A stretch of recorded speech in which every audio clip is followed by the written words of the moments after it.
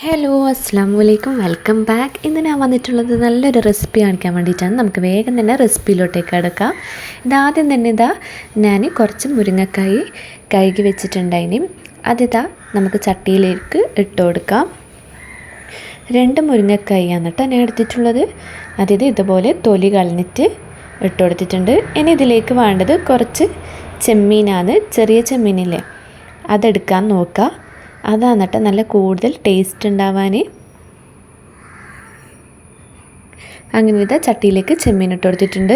ഇനി അടുത്തതായിട്ട് വേണ്ടത് കുറച്ച് മാങ്ങ കഷ്ണങ്ങളാണ്. ഞാൻ ഒരു 5-6 പീസ് മാങ്ങ കഷ്ണങ്ങൾ എടുത്തിട്ടുണ്ട്. ഇതിലേക്ക് ഇട്ട് കൊടുക്കാം. ഇനി അടുത്തതായിട്ട് വേണ്ടത് 2 തക്കാളിയാണ്. 2 തക്കാളി ഇതുപോലെ കട്ട് ചെയ്തിട്ട് നമുക്ക് ഇട്ട് കൊടുക്കാം. ഇനി വേണ്ടത് ആവശ്യത്തിനുള്ള പച്ചമുളകാണ്. ഞാൻ ഇവിടെ 2 പച്ചമുളക് ഇതുപോലെ നീളത്തിൽ കീറിയിട്ട് ഇട്ട് കൊടുത്തിട്ടുണ്ട്. ഇനി വേണ്ടത് 5-6 അല്ലി വെളുത്തുള്ളി ഇതുപോലെ ചതച്ചതാണ്. നിങ്ങൾക്ക് വേണമെങ്കിൽ തൊലിയോട് കൂടിയിട്ട് തന്നെ ഇട്ട് കൊടുക്കുക. ചതച്ചിട്ട് ഇട്ട് കൊടുക്കണം കേട്ടോ, എന്നാലേ ഇതുപോലെ നല്ല ടേസ്റ്റി ആയിട്ട് കിട്ടുള്ളൂ. ഇനി ഇതിലേക്ക് വേണ്ടത് മഞ്ഞൾപ്പൊടിയാണ്. ഒരു 1/2 സ്പൂണ് മഞ്ഞൾപ്പൊടി ഇട്ട് കൊടുക്കുക. ഇനി അടുത്തതായിട്ട് വേണ്ടത് 1/2 സ്പൂണ് മുളക് പൊടിയാണ്. പിന്നെ ആവശ്യത്തിന് ഉപ്പ് ചേർത്ത് കൊടുക്കാം.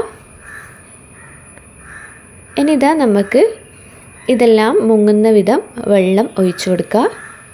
അങ്ങനെ ആവശ്യത്തിന് വെള്ളം കൂടി ഒഴിച്ചു കൊടുത്തിട്ട് നല്ലപോലെ എല്ലാം മിക്സ് ചെയ്തെടുത്തിട്ടുണ്ട്. ഇനി നമുക്കിത് ചൂടാക്കാൻ വെക്കാം. ആ സമയം കൊണ്ട് നമുക്ക് കുക്കറിലേക്ക് കുറച്ച് ചക്കക്കുരു പുഴുങ്ങിയെടുക്കാം. എൻ്റെ അടുത്ത് ഇപ്പോൾ ഇത്രയും ചക്കക്കുരു ഉണ്ടായിട്ടുള്ളൂ. അതുകൊണ്ട് ഞാനിത് പുഴുങ്ങിയെടുക്കലാണ് കുക്കറിലേക്ക് ഇട്ടിട്ട്. നിങ്ങളടുത്ത് കുറച്ച് അധികം ഉണ്ടെങ്കിൽ അധികം എടുക്കാം. ഇനി ഇത് കുറച്ച് വെള്ളവും കൂടി ഒഴിച്ചിട്ട് അതുപോലെ കുറച്ച് മഞ്ഞൾപ്പൊടിയും ഉപ്പും കൂടി ഇട്ടിട്ട് ഇതൊരു 5 മിനിറ്റ് നമുക്ക് പുഴുങ്ങാൻ വെക്കാം. പുഴുങ്ങിയിട്ട് വേണം കേട്ടോ നമ്മൾ ആ ഒരു മിക്സിലേക്ക് ഇത് ഇട്ട് കൊടുക്കാൻ വേണ്ടിയിട്ട്. അങ്ങനെ ചക്കക്കുരു പുഴുങ്ങി എടുക്കലാണ്.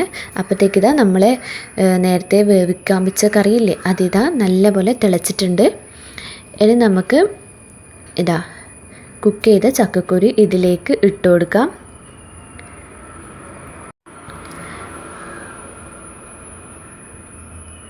എൻ്റെ കയ്യിൽ നിന്ന് വേവ് കുറച്ച് കൂടിപ്പോയിട്ടുണ്ടായിരുന്നു കേട്ടോ. ഇനി നമുക്ക് ഇതിലേക്ക് വേണ്ടത് അരപ്പാണ്.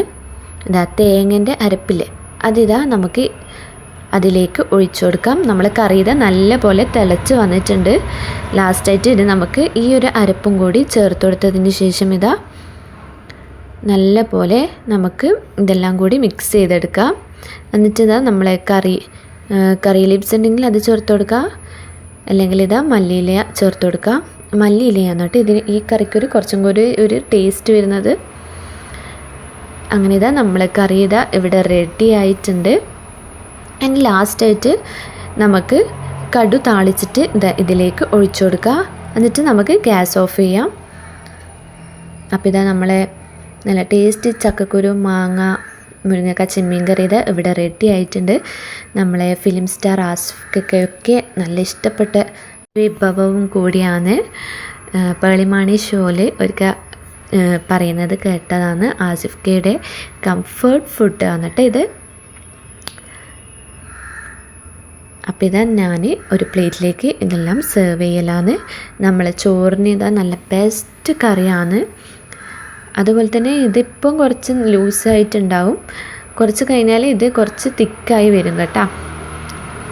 അപ്പോൾ കുറച്ച് ചട്ടിയിൽ കുറച്ച് നേരം വെക്കുമ്പോഴാണ് കേട്ടോ ഇതിൻ്റെ ടേസ്റ്റ് കൂടുന്നത്. അപ്പോൾ എല്ലാവരും ഇത് ഒരു തവണയെങ്കിലും ട്രൈ ചെയ്ത് നോക്കുക. ഇന്നത്തെ റെസിപ്പി എല്ലാവർക്കും ഇഷ്ടപ്പെട്ടെന്ന് വിചാരിക്കുന്നു. ഇഷ്ടപ്പെട്ടെങ്കിൽ ഒന്ന് ലൈക്ക് ചെയ്യുക. വീണ്ടും വരുന്നവരേക്കും ബൈ. Thanks for watching.